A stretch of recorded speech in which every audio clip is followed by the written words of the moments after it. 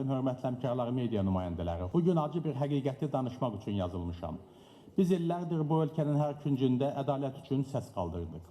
Amma bu mübarizədə elə bir siyasətçi var ki, o yalnız iqtidarı yox, bütün müxalifəti, bütün dostları özünə düşmən elan etdi. Söhbət illərdir siyasətin zirvəsində dayanmağa çalışan, 80-ci illərdən bəri fəaliyyət göstərən, lakin əlində nə bir qələbə, nə də bir dostluq əli qalan şəxslərə Xaçibi Sədri Əli Kərimlidən gedir.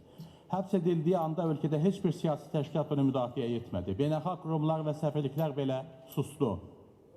Bir Avropa parlamenti nəsədidir. Bu, bir insanın siyasətdəki ən böyük faciəsidir.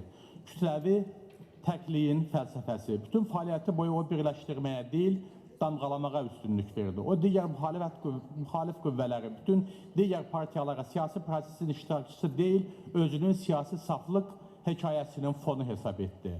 Nəticə itibarilə müxalifətin hər bir tərəfində yandırılmış körpülər qaldı. O, siyasi rəqiblərinə satqın damğası vurmaqla əslində öz gələcək təcridinin sənədini imzalayırdı. Əli Kərimlinin siyasəti bir qızıl qayda üzərində qurulmuşdu. Ya mənimlə olacaqsan, ya da mən səni satqın elan edəcəyəm.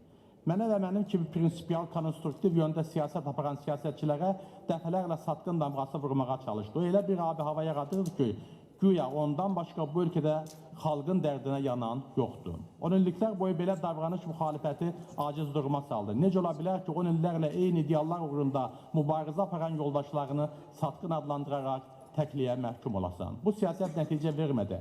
Hələ də 80-ci illərin şüarları ilə qaldıq. Nə bir ciddi islahat, nə bir vahid cəbhə, nə də yeni bir strategiya. İllərdir süfrədə eyni suyu yemək oldu. Çünki özünü baş aşmaz adlandıran şəxs yeni resept axtarmaq istəmədi və axtaranları da satqın adlandırdı.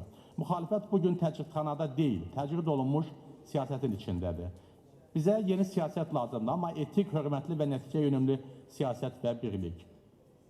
Bir-birimizi satqın adlandıra miskin günə qaldı. Bu miskinliyin ideya və yaradıcı müəllifi AXCP sədri Əli Kərimlidir və bugün nə yaxşı ki, o Azərbaycan siyasətindən silinmək üçün son çabalarını göstərir.